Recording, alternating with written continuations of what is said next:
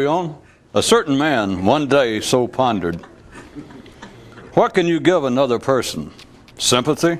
Encouragement? $10? But what can you give to another that is truly of value? And he was eventually so struck with this line of inquiry that he concluded, then why do I expect to receive from another anything worthwhile? And he later said to his old thinking, if this realization wasn't so encouraging, you'd have my sympathy. It's great to know finally where to look, even if it is just to yourself. And a man thought, wouldn't that be a wonderful name for a law firm or the tag team leadership of a new religion? Encouragement and sympathy. So that there was always the availability of you having it both ways. And must I, at this advanced stage of the game, note for you that a real warrior doesn't want even the possibility of having it both ways. How does a man expect to ever get anything done if he does not do it the one way that it must be done? Oh, it's all far too complex, moaned one man. Oh, it's far too simple, sighed another. Not uncommon did one man originally believe that he was riding a train, only to eventually feel that some sort of train was riding him. Well, not exactly riding him, more like running uncontrollably through him so consistently and to such a pitch that it was beginning to ride him down and wear him out. For a realization such as this to be a profit for the few, it cannot be simply in the nature of a common complaint. Which is, you might ask, and which is, I might reply, any complaint that is expressed through word or thought. And one man said, let's hold it down in there, which turns out to be all that is necessary for a while.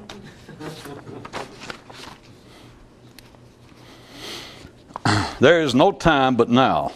There is no reality but now. There is no consciousness but now. And I shouldn't even be saying all of this since by the time you hear it, it's already too late. Yeah, but it's not really too late since everyone knows already what I was talking about. Yeah, but that's precisely what makes it too late. You already knowing it, so by sitting, you already knowing it so, and by sitting there listening about it, proving that you ain't right now doing it. And a perfectly sane and ordinary man then thought, what if that was true? What if there was no time other than right this moment? Would that be woolly weird or what? And within seconds, he excused himself, saying that he had to get back to sane and ordinary affairs. While on a journey, one man, when he first heard the phrase, fake it till you make it, was instantly captivated thereby, until he later began to realize that it was actually as easy to go ahead and do it as it was to fake it. And for the benefit of anyone hearing this who is not a total dunce, I will note that in circumstances such as the ones just described, the connotations of the word easy have been pushed far beyond the norm.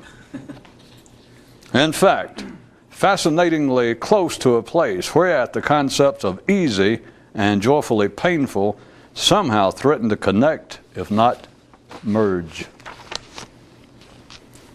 The damnation of the mystic. The curse of those struggling to be more conscious is that it's unnecessary. One man's explanation about something. I only wear glasses so that I can see. One man finally and totally realized his position and just said aloud to life, well, in fact, I can't do it without your help. Sometimes it's good to go ahead and state the obvious, at least to yourself. In the self-deception bake-off, one of the leading contenders would be the feeling that some forms of irritation and criticism are acceptable, justified, and useful. You can read the train schedules, even decide to go to the station and take up traveling. But that one train of special interest to the few can only be boarded by grace of a certain passion. You don't need more knowledge to understand life. You need to be more conscious at every moment. One man's reflection of something. We are cloudy when we could be clear. The playwright's mainstay. There is no drama without complaining. Upon hearing this, one man thought, if I could just somehow use this information in my everyday life. There is really little to gain in continual descriptions of the other condition of consciousness readily accessible to a man at any moment, when he can simply bring it on and experience it for himself. Is this a trick fact? Yes, but it's an outgrowth of life's trick of it being instantly available, but with hardly anyone interested.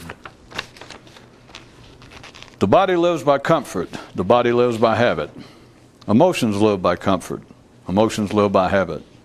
Thoughts live by comfort, and thoughts live by habit, and all of this is bullshit if it is all too familiar.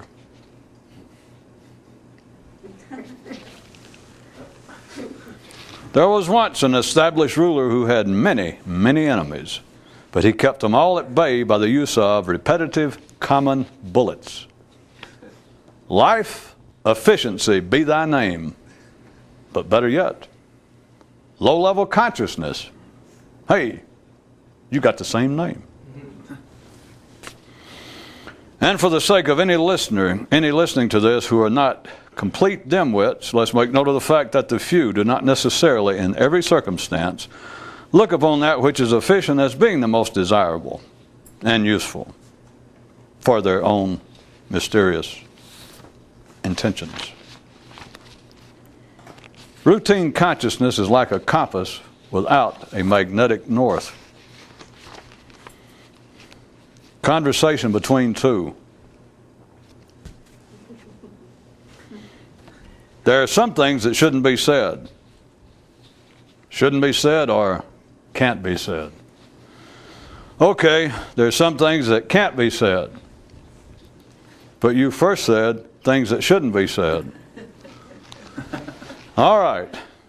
There are things known to a few that are not to be said.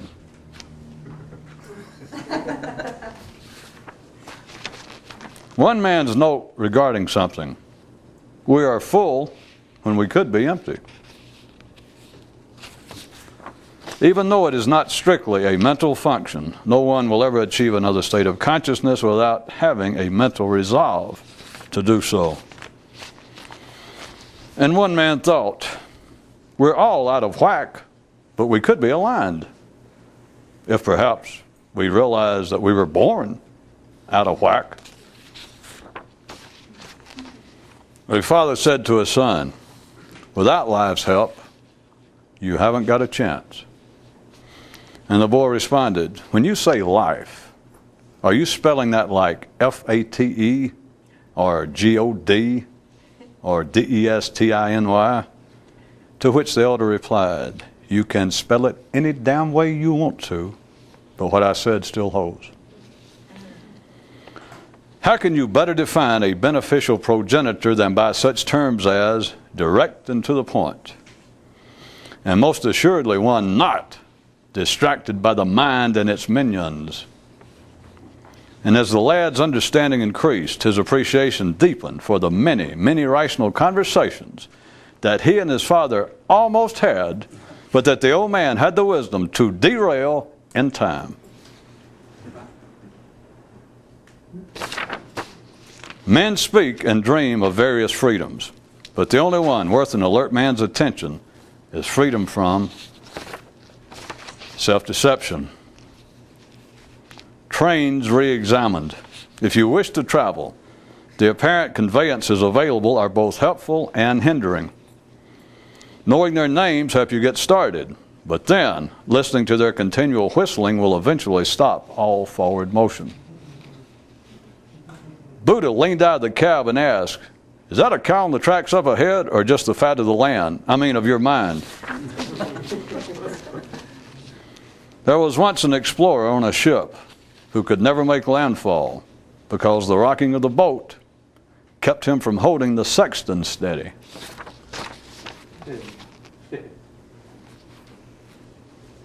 You don't need more knowledge to be more conscious. You just need to be more conscious. One man was born with a telephone in his head. In later years, he would sometimes stand at his front window and call out, "You guys up there on the pole, climb a little higher. I can still hear you." Once upon sometime. Once upon a time, there was a man who made up metaphors and allegories so that he wouldn't have to think about things plainly and directly.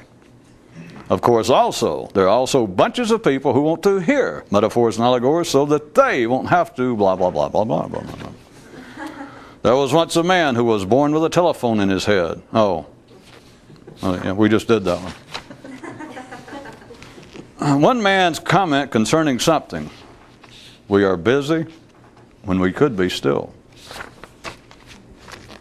Tonight's little fairy tale. Once upon a time, a man went to a mystic and asked him, "Has your lifetime of effort in the struggle made you happy?"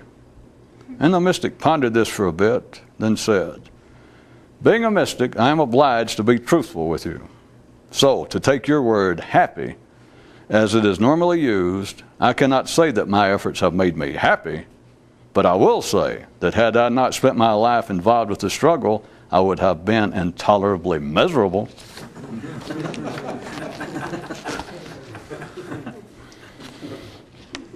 It struck one man, "I wish they wouldn't allow talking on the train." You see, right there is yet another darn good reason for a man to own his own railroad. Because then you can run it any way you want to. But oh, the responsibility, groaned one man. But oh, the responsibility, sighed another.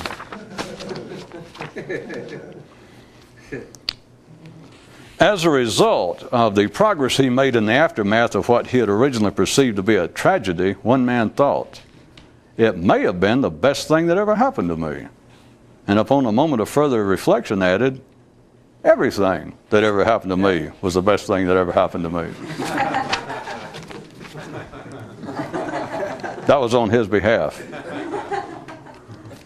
Or at least a third. You cannot be conscious in the moment and at the same time lie to yourself. You think this is why so few people are interested in being so conscious? One man remarks regarding something: "We are covered with flies when we could be free." Okay, another simple view of another thing or two. You will never actually think if you take what you now do as thinking. Certain travails of railroad travel. If you are even just the teensiest little bit pissed, the train won't roll. A farmer prays for rain, a sailor for high winds, a seismologist for earthquakes, and a warrior will take whatever calamity is available. The way of non-standard processions, without rain on his parade, a real man doesn't even have a parade.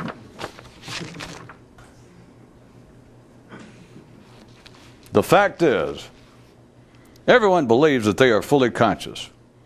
They can feel themselves conscious before the fact and conceive of themselves as being conscious after the fact. But it never strikes an ordinary man that he is not conscious during the fact. Like I said, the fact is, one benefit of travel is that when you are in a new place, it can be easier to be aware of your own individual existence and the immediacy thereof. Under fresh conditions, can one more readily be aware that I exist right here, right now? Travel, external and otherwise, with one of the two always available. As he got better at the whole affair, one man drove a stake through his watch right at the very second he wanted to permanentize. There was once a family of brothers who each had a bad memory, so they would remind each other of things they should do. One day their father swallowed them all, gulp, and everyone's memory instantly improved. The travel of the few is not through time, nor is it through space. The travel of the few is uncharted, drawn in the blood from their face. One man's observation of something. We live unsuspecting when realization is possible. The intense traveler's update. If you're talking, you're not moving. Yeah, okay. The super intense traveler's tip. If you're thinking thoughts, you're going nowhere. Yeah, I know. All aboard. I hope. Okay, try it this way. We have enough consciousness to get by, but not enough to be personally conscious. To profitably strive toward the goal, you must be continually involved with attempting the impossible. That is, doing things that do not naturally occur in man. A real warrior doesn't die from defeat, nor does he perish from aging, illness, or other circumstances. A real warrior dies from one thing only: lack of focus. One instance wherein a cliche can be validly and comprehensively applied when it comes to being more specifically conscious, it is every man for himself. The final word for the few concerning the question of happiness. Only one thing has the possibility of making a real person happy: their being alive. Which in their case, of course, requires being more conscious of being alive. I just hate it when you make it that simple, grumbled one man. And oh, I just hate it and love it when you do it, sighed his partner. Insofar as a man wanting enlightenment, awakening, realization, and liberation, remember that none of this is possible in circumstances of self-deception. Which specifically are, ask a man. Why, the circumstances of everyday existence, of course. One man's kinda poetic take on it. The endless struggle for that special consciousness. The tide comes in, the tide goes out, and that about covers it. Ornithology and consciousness plucked clean. The way to entrap a bird is to distract it. The way to think normally ain't that much different. One man proposes, hurricanes are not so bad if you can establish a permanent eye and stay therein. In reaction to certain things that happened to him after his awakening, a certain term came to this one man's mind. I'm quoting. This is not what I'd expected. After being much complimented on her beauty, one woman remarked, if you think I'm something, you should take a good look at life. After being exposed to some of the metaphors being used here, one man paused long enough to ponder. If trains represent consciousness, then are thoughts the already laid out tracks to which a train is confined? Or could it be the other way around? And suddenly, such pondering made him extremely dizzy, and he stopped it. Well, of course, I can't say that he specifically stopped, that is, abandoned. Well, of course, I can say that he specifically stopped, that is, abandoned this particular line of thought. But that doesn't mean that some line of mental activity didn't take back over and have things running as smoothly as ever. A chap one day standing on an active platform at the station looked up from his paper and then down the tracks into the distance and had this thought: why is hearing a certain train's departure announced over and over again sometimes annoying to me when I insist on coming here, where I both know that it will occur and have every reason to suspect that I will not avail myself thereof? He continued for a while to gaze far down the tracks, then dropped his paper as though some realization had come upon him. And lastly, a definition: talk. Noise that men pretend makes sense.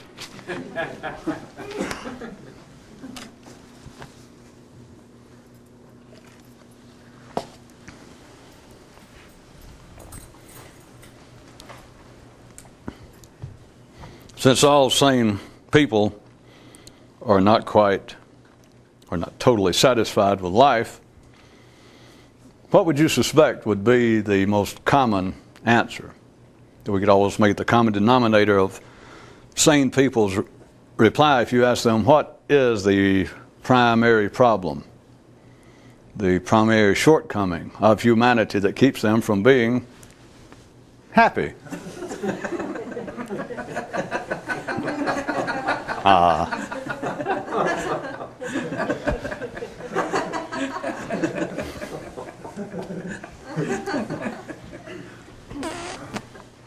First, consider happy again for a second.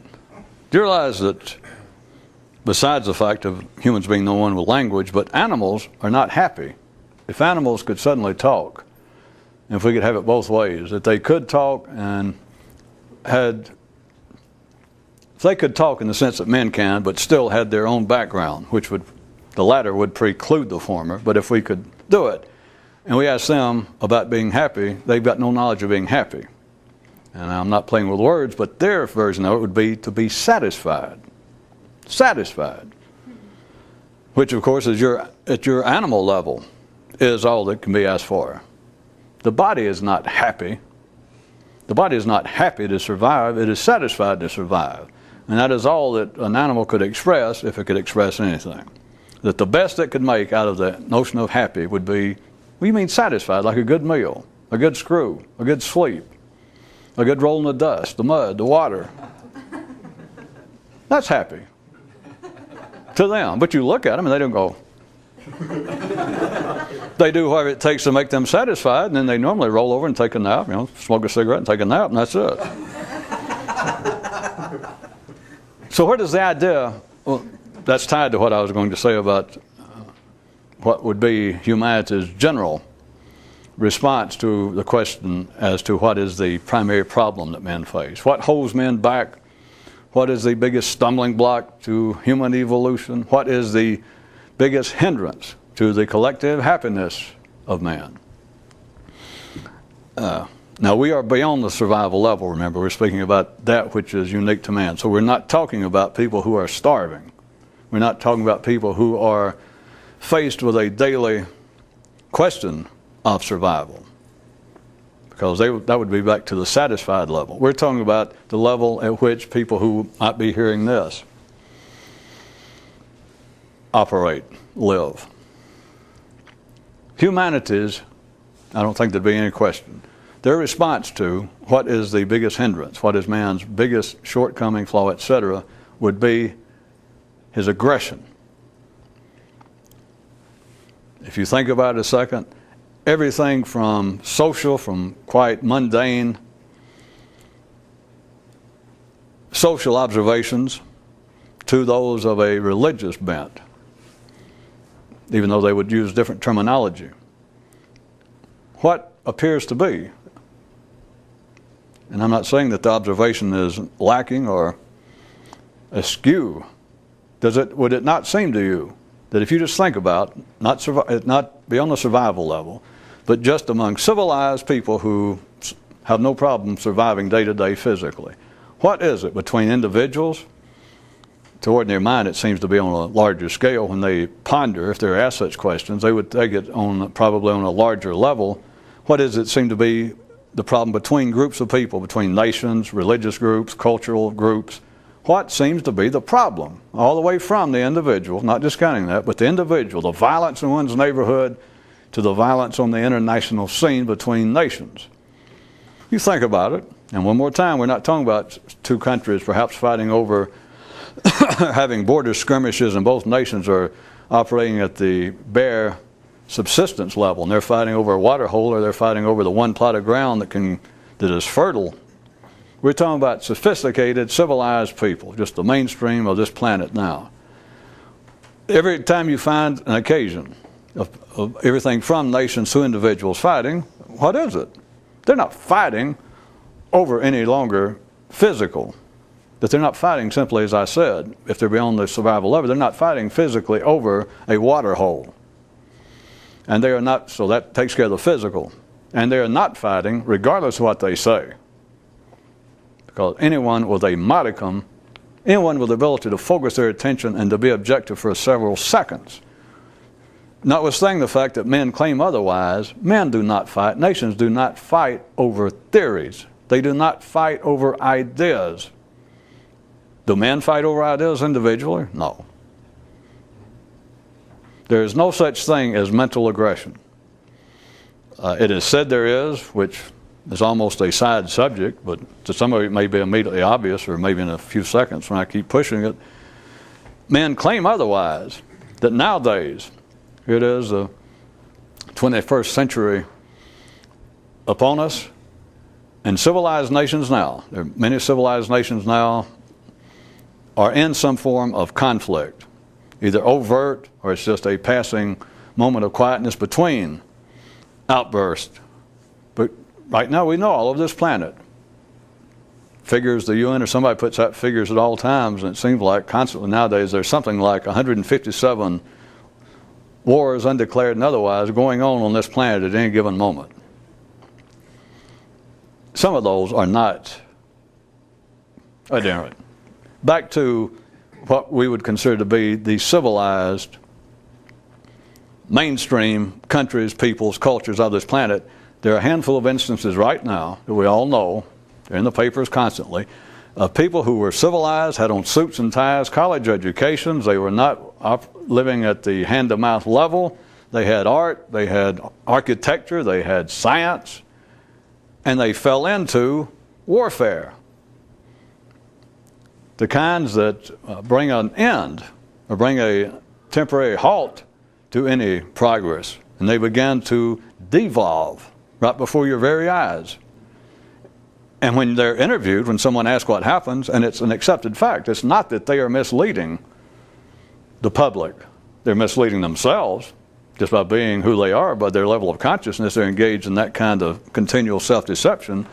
But people say, the leaders, the observers of conflict such as that, it is stated nowadays that the conflict is over some sort of ideas.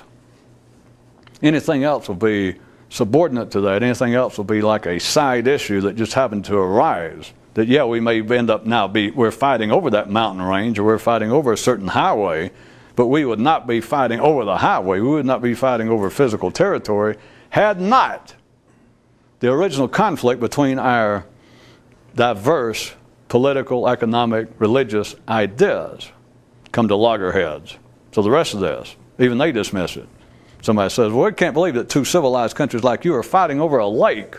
They go, well, the lake's not the problem, or over some village. Of course, they say they were fighting over this little village. They get cameraman in there, and it was a village last week. And that's a bunch of rubble, and they're still fighting over it. And so they say, well, yeah, we're not fighting over the village per se, which always works good. Per se means I don't know what I'm going to say after this. Well, sure, we're not. Well, if you notice, civilized people, that's a wonderful term. That if a civilized, educated, ordinary person is caught with his intellectual pants around his ankles, like the prime minister of some country saying, well, we do so-and-so, so-and-so, and some little reporter just says, well, he points out, well, that is absolutely irrational, makes no sense according to your own statement 2 minutes ago. And the man has to go, well, now, what I said, I don't mean that was true per se. And so you go, huh? What it means is, well, sure, I mean, that's bullshit, and I don't know, but look here. Listen up here.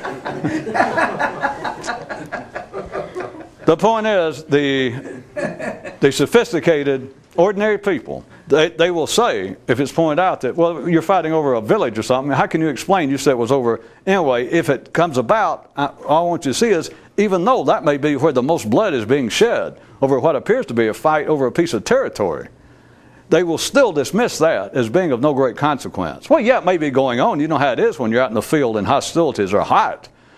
I mean, that's all infantrymen can do. That's the only way that they have any proof or any evidence of success is to gain ground or to regain ground that was lost. But that, no. They tell the reporters, they tell the world, no, and themselves. No. We're not fighting over that village per se.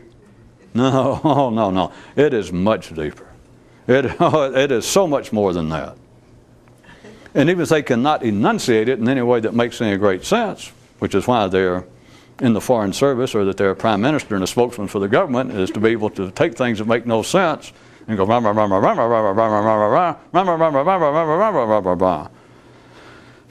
the reporters think, well, damn, I'm going to write it down. I'm not going to get any further in this. And so they report it. The point being that they go to great pains. Life makes men now. The more that you are in the front of the Life Civilized Parade, the closer to the front, the more you are insistent, no matter what the observations, no matter what the field reports may appear to be, the insistence will be that we are not, per se, fighting over mere territory, water rights, some mountain range, some airfield. No, it is over ideas. I ask you again, that is accepted now as reality. You never even think about it anymore. But ask yourself, all it takes is just the least amount, just almost the smallest ability to be objective for several seconds. Ask yourself, is there such a creature, is there such a thing existing as mental aggression? The answer is hardly, it's almost insulting to your intelligence for me. I have to say no, but I will, no. Except the mind has in it thoughts of aggression. Yeah, sure. Well, what do you call that? I don't know. What do you call that? Well, that's mental aggression. Well, where did it come from? What's the basis of it? How did the mind, can you feel within yourself, can you picture a scenario possible that suddenly the mind is just minding its own business? Well, think of parallels. If it helps, how about your body's minding its own business? Let's say that you're propped up by a tree at the bus station, and your body's just minding its own business. You're just standing there, and some guy comes walking up beside you and gets right up and walks close enough that he steps on your foot, or even just walks close enough that he comes that much to brushing you. There is nothing whatsoever improper. There's nothing at all out of the ordinary that the body will get aggressive. All right? There it is. There apparently is a simple cause, an obvious cause. This guy came up, and in fact, he can just come up and stand too close. But there you're out by yourself, nobody near you, and this guy out of the whole world, he comes up, and he gets right up against you and just stands there. If you are sane and have an interest in surviving, it is expected, it is proper that your body will get aggressive, whether you do it overtly at that particular point or not. But your body is going to be on the defensive. It's going to be ready to be aggressive. All right. Now let's disregard that part. Same guy, you're standing out there by yourself. How about in the middle of a field, if you don't like the bus station too close to traffic? You're out in the middle of a field, propped up against the one lone tree there. Nobody comes up physically. But there you stand, and nothing particular going on, and you're standing there, and it's a nice day.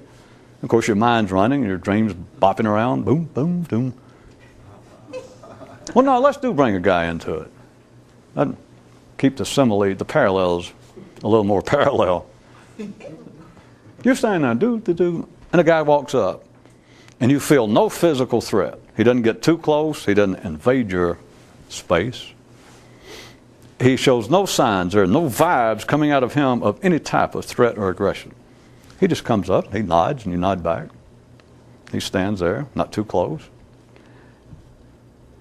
And with absolutely no sound of hostility, no sound of aggression, he says, it strikes me, as long as the debate's been going on now for obviously easily the last 100 years, it strikes me that the so-called battle between a free market economy and a state planned, the answer is obvious. I mean, it's state planned. Can you imagine suddenly your mind going, state planned? Are you a goddamn idiot? That the mind is so offended that your mind knows that that is ridiculous. It could not be further from the observable, demonstrative proof that a free market economy is the way. It is the only way to go. You know that so much that your mind, it is such an undisputable truth, or indisputable truth, that your mind, being the righteous, intelligent, insightful person that you are, cannot abide that kind of untoward, ill-founded, disruptive error. And so there you stand and you hear him. He gets through with that. Is there any such possibility? Do you realize it's science fiction, it's cartoon time, that your mind, any sane man's mind goes, by that I mean there's anything resembling the tension, the nervous system itself, the tension of my first example when the guy comes up from nowhere out in the middle of the field and joins you too close, gets right up against you. He didn't have to say a word. Your body is already feeling aggression. Not just his, but your body feels aggression. Is there anything? Can you find any similarity? Does it make sense? Can you even dream that it could? No. That in some way the mind, and we start off sort of at ground zero, that you're just sitting there with your own little daydreams, just nothing particular going on, and you're suddenly confronted with an idea, the idea not presented in an aggressive manner, just an objective statement of somebody's opinion, an idea, and your mind hears it and goes, no. And yet it is now such a part of ordinary collective wisdom that no one questions it. It is absolutely beyond question.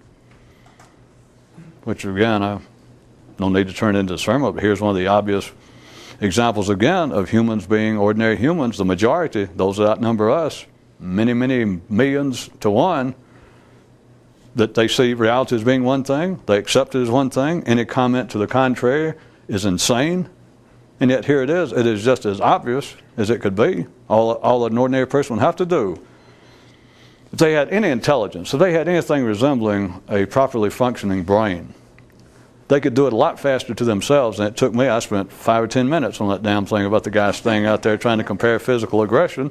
You got you. You don't even need no damn example, any picture of a man standing in a field. You just think.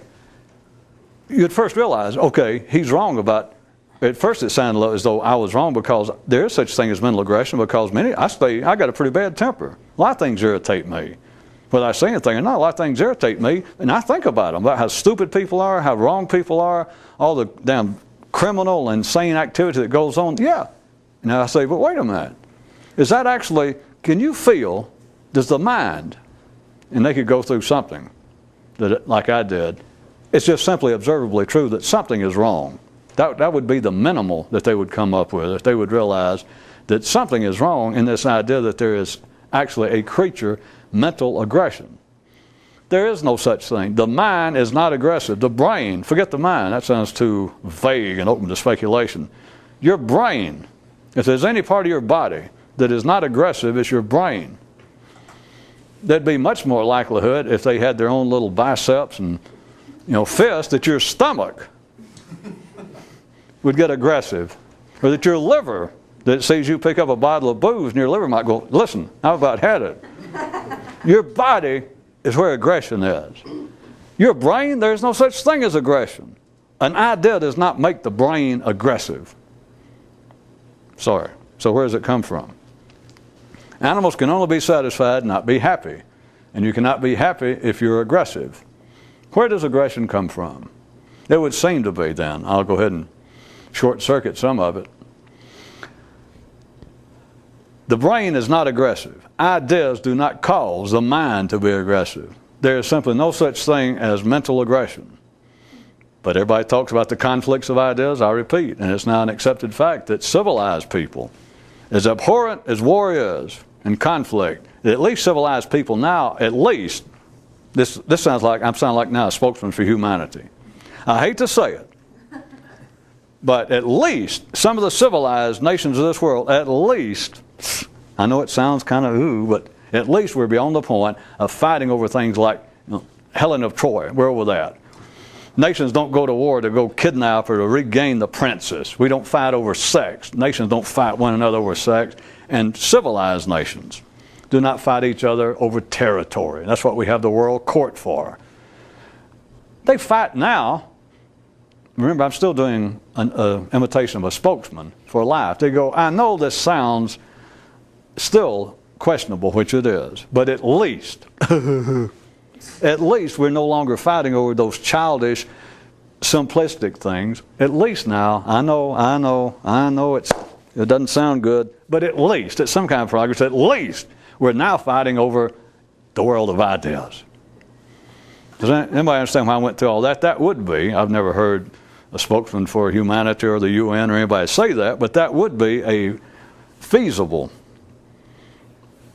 apology in the classic sense of the word. That would be an apology of a spokesman for humanity saying, well, yeah, if he was like trying to describe humanity to a creature from another world.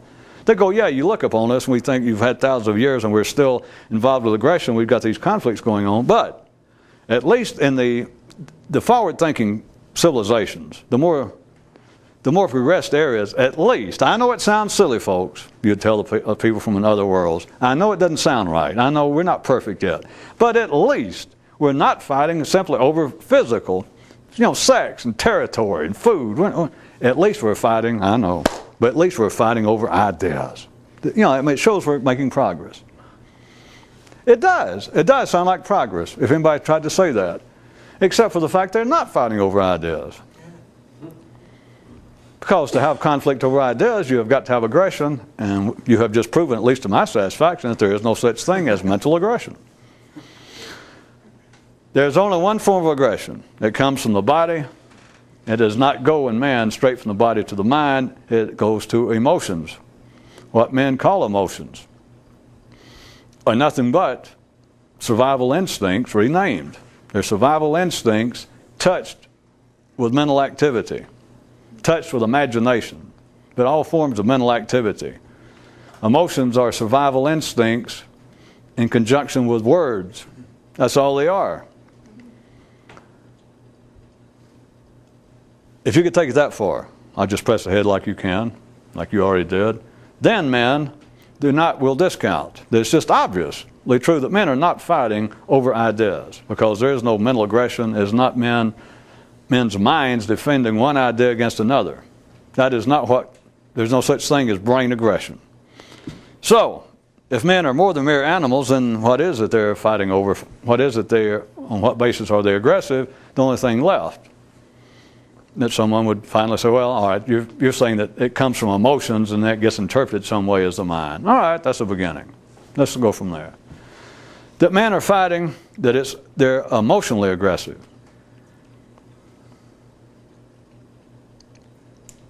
That doesn't smell bad.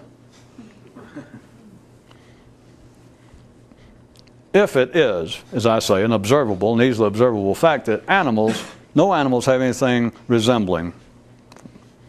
I'll forget there's always somebody around trying to write a new paper or get their doctoral degree on, wait a minute, I looked deep into the eyes of a Brazilian warthog and I thought I saw sympathy. We're talking about just everyday observations, common knowledge. Animals do not have human emotions. So then if we think, well, human emotions, in fact, very often, there's probably as many social commentators and philosophers would say that it's emotions that make man singular as opposed to his mental activities. That yes, that is the distinguishing mark of a human, is human emotions. Okay. Except for what? What do they amount to? Well, this, as you know, is no sarcasm or critique. And if you ask an ordinary person, what do human emotions amount to? And if they are fairly ordinary, then you would expect on a good day that they will start off on a positive note. Human emotions. What are they, you ask? Yeah, that's what I asked. Well, let's see. And if it was a good day, and they just not gone through a tax audit, or they were not suffering from PMS, they would say, so, well, human emotions, right? Sympathy. Well, love, they'd probably say first. But love, sympathy.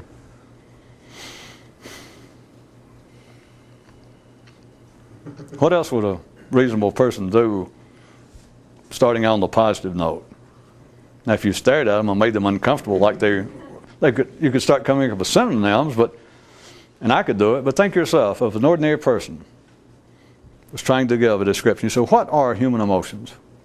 That which you say distinguishes man from animals. And they go, well, and you say, well, start from the positive, assuming you're going to give me a full range. They go, okay.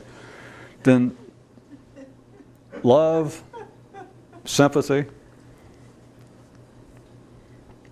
I suggest to you, without this being an attack, we won't drag it out, that somewhere, unless they might come up with 3 or 4 synonyms for love and sympathy.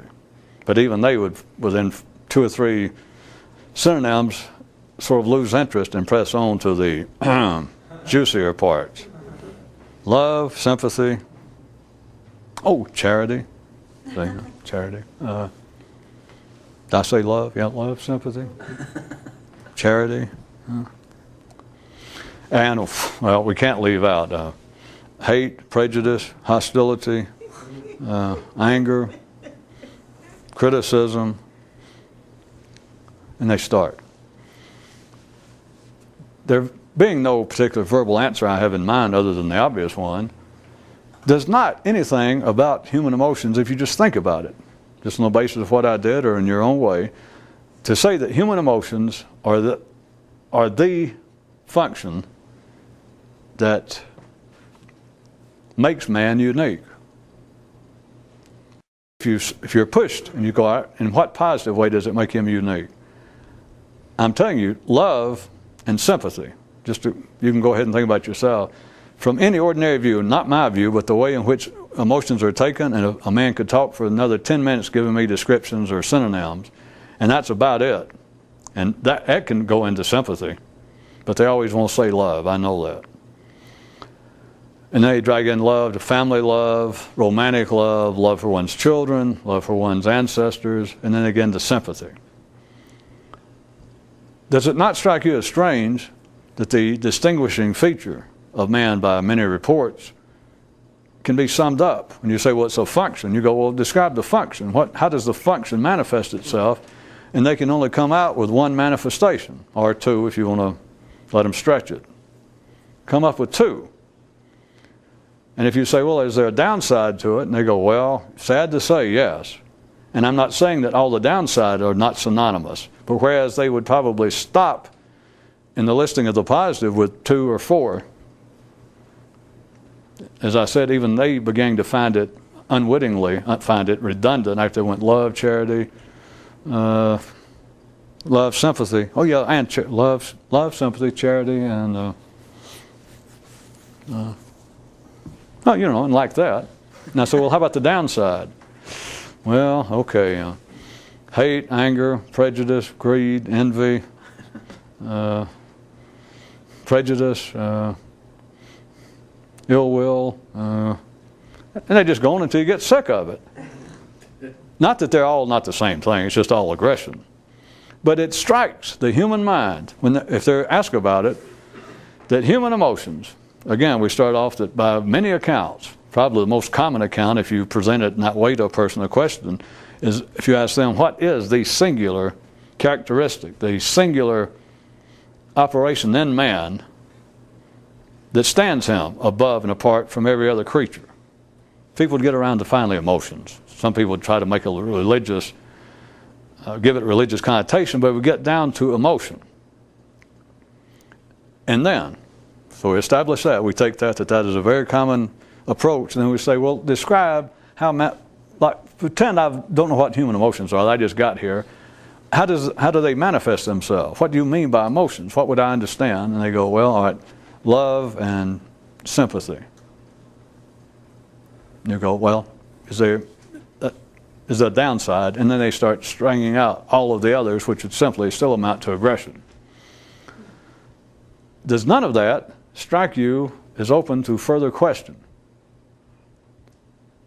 That the distinguishing mark of man is emotions, and they can be summed up in two words: love and aggression, or sympathy and aggression.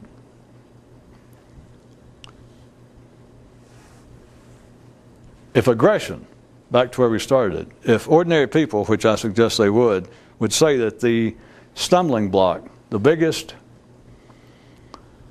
flaw in man that has got to be overcome for him to continue on, or as they like to say, to keep him from destroying himself and the whole planet, he has got to overcome this aggression. All right? If I hold it all together, they do not mean physical aggression. Now, they mean the physical manifestation, fighting and men shooting each other and nations shooting at one another. But the more civilized be the people they refer to, they are not saying, they don't mean that the people are being motivated by mere physical aggression. We're too sophisticated by that. We're being motivated by aggressions of a more theoretical, of an advanced, of a more civilized nature, which is horseshit. But they say that. They say it, and they cannot observe otherwise, when the least bit of observation, as I said, will show within a man. If he's got any intelligence, he realizes there's no such thing as mental aggression. That is not the basis of it. I think aggressive thoughts, but the mind is not what comes up with it. My mind does not take umbrage or a defensive position to such a degree that I experience brain aggression. It's not possible. It does not happen. So the aggression starts somewhere else, and my mind talks about it. So then if I say, well, it all comes from emotion, you go, okay, then yeah, I guess you're right if you want to put it that way. Now I say, yeah, but emotions, all they are is a second hand, like a second order, a new generation of survival instincts. That in other words, aggressions have no per se basis. There is no emotions that are there growing in their own soil. When you find aggressive thoughts, all you got to do is pull them out, and at the roots are emotions, aggressive emotions. And you pull the roots out of the aggressive emotions, and there are more roots, and they're survival instincts. Aggressive thoughts, aggressive emotions have no soil of their own. They are not their own genesis. They all come from survival instincts. Now we're back to put the question all together. If it is survival instincts, and now into their several permutations that are the basis of man's unhappiness, and happiness would be the cessation of aggression, then the 76-cent question is, where does that leave you? What does it all mean, Charlie?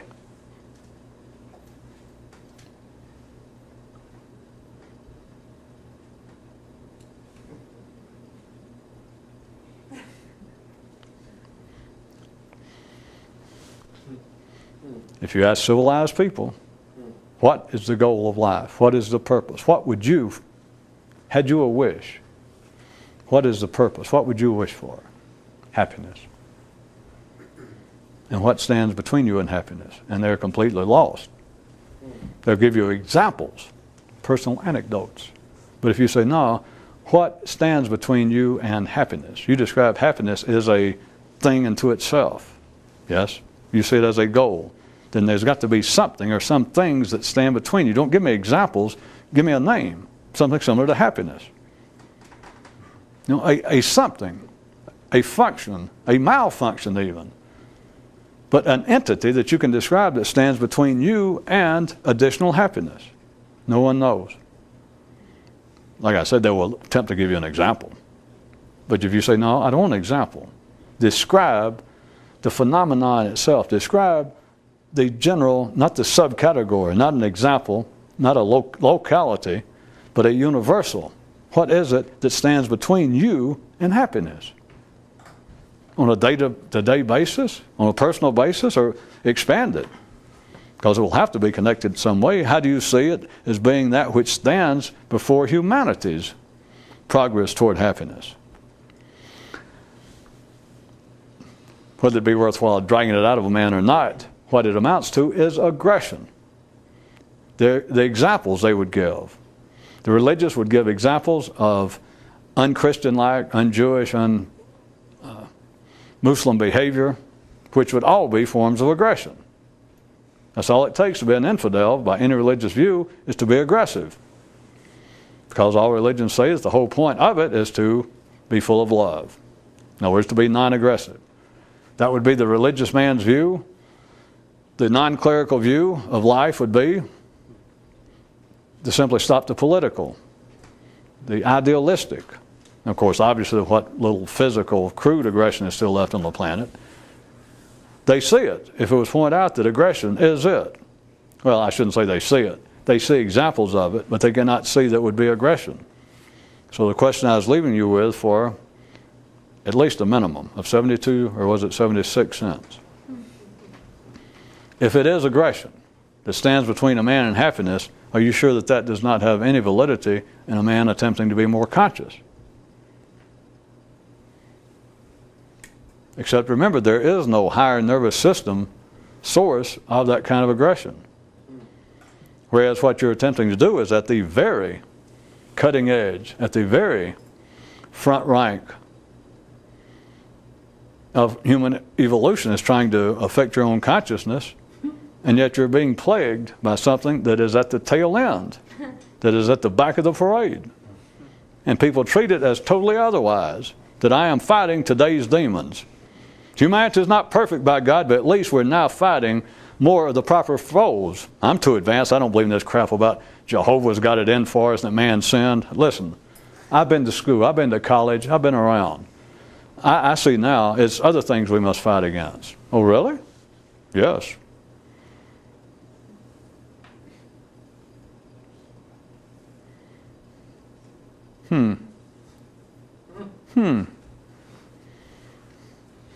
If there's one sure way to keep a battle going, it's to identify the incorrect enemy. After that, there are no questions of logistics. You never run out of energy for a battle, and you never run out of enemies. And of course, the obvious is, you can never win. But hey, people stuck here for 60, 70, some people 80 years, they got to do something.